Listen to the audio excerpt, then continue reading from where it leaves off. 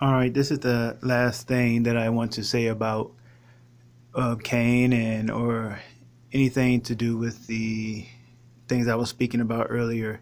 I just want to make a certain number of things that I said clear so that no one misunderstands. So when I speak about what I'm really saying about once saved, always saved, or eternal security, or someone not losing their salvation once they are truly saved, that is not the same as giving license to sin. That is not me saying, let us do evil so that good may come. What I'm saying is that a person who is truly saved, truly born again, will not be disowned by God. They will be chastised, but not, they will not lose their salvation. A person who, I guess what you would say, turns away from God, who leaves God and abandons God, so forth and so on, that is a sign that if they never come back, that is a sign that they weren't saved to begin with. And if we look at Judas, the person of Judas, Judas was not saved until among Jesus Christ's disciples, Peter was the only one who was given the revelation of who Jesus Christ was. And you cannot be saved and with unless you cannot be saved unless you know who he is.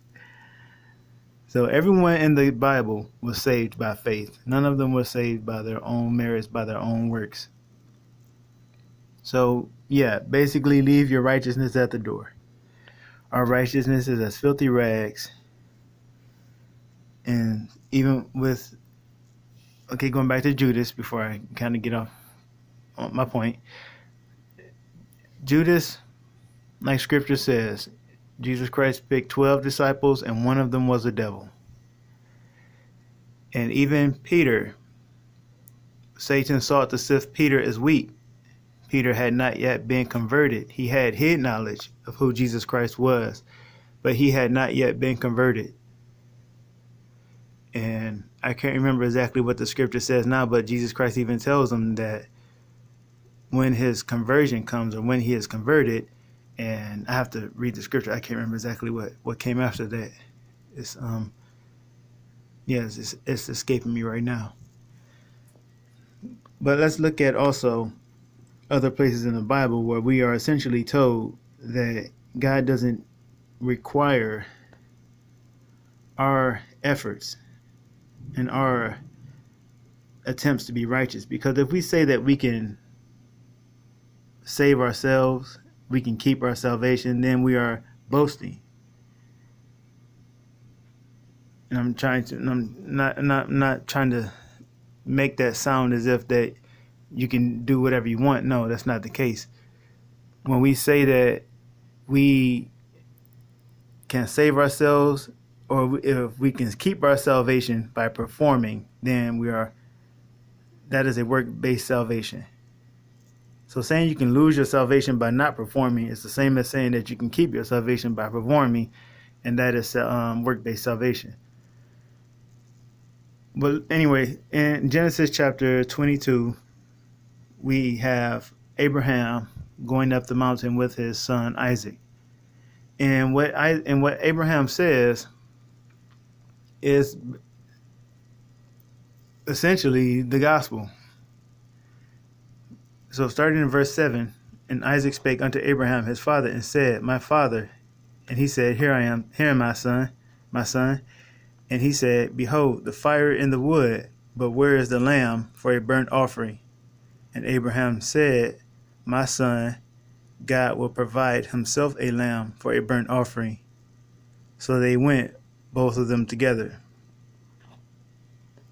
So Abraham already knew that God didn't need his works, that God didn't need anything from him. So yes, he probably knew that if he did have to kill Isaac up there on that mountain, that God could raise him from the dead. But at the same time, he says right there that God would provide himself a lamb. So he had faith that God would not require his sacrifice, his works.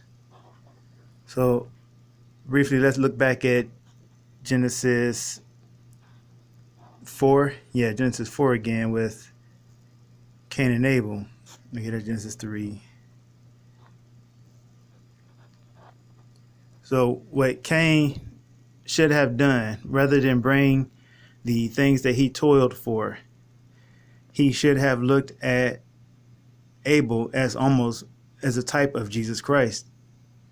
He should have looked at him and looked at Abel and said, I have nothing to offer God. There's nothing that I can offer him to atone for my sin, to earn my salvation. He should have looked to someone else for his salvation. And in that case, in that moment in time, Abel was like a type of Jesus Christ, who we have to look to for our salvation. And Abel didn't perform. He didn't bring his works. All he brought was a lamb. So, or the first, what does it say exactly? The firstlings of his flock. I'm assuming that was a lamb. So that was, again, right there, us not leaning on our own salvation, but needing to turn to God to provide, our salvation. And also, when it comes to, again, keeping our salvation and losing our salvation and whatnot, let's look at the picture of the picture of Noah's Ark. So in Genesis chapter 7, starting at verse 14, okay, Noah and his family are already in the ark. And here we have we'll start at 15. And they went in unto Noah into the ark. I don't know, I was reading that wrong. into of all flesh, wherein is the breath of life. And they that went in male and female of all flesh, as God had commanded him. And the Lord shut him in. Now, I've seen it mentioned a number of times that we can leave the ark if we want to. But really, it was Noah who had used his free will already to choose to enter the ark. Now, it doesn't take away your free will when God shuts the door, because he was already at the door. He gave you the choice to come in or stay out. Many use their free will to not go into the ark. Noah used his free will to go into the ark. So God is not overriding his free will. He chose to go into the ark. And so once God shuts the door is shut. He is not going out again. And Revelation chapter 3 verse, which verse is it? I believe it is verse 8. No, higher than that. Verse 7, Revelation chapter 3, verse 7, the message to the church in Philadelphia. And to the angel of the church of Philadelphia write, These things saith he that is holy, he that is true, he that hath the key of David, he that openeth, and no man shutteth, and shutteth, and no man openeth. I know thy works.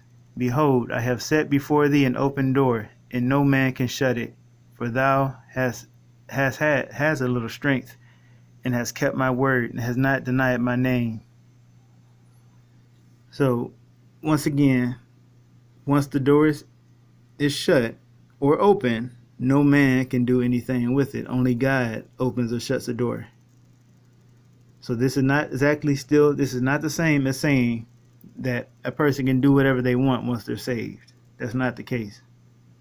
You still at least should feel, if you are truly saved, You should be convicted of your sin.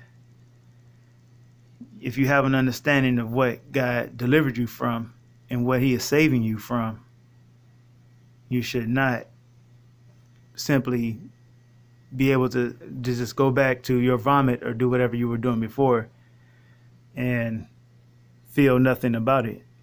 If so, that's an indication that you were not converted. You were not born again. You did not believe to the saving of the soul.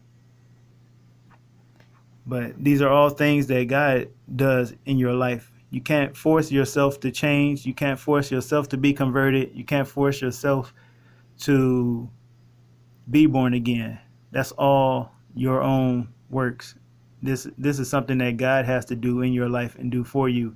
All you can do is depend on his mercy and on his grace.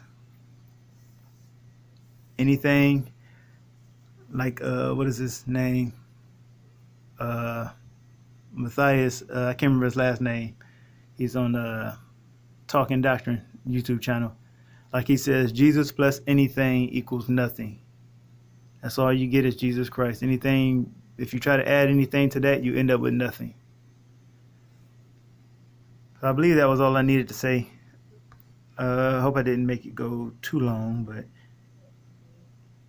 yeah, I think that was it. So anyway, thank you for listening and thank you for watching, and Jesus bless you.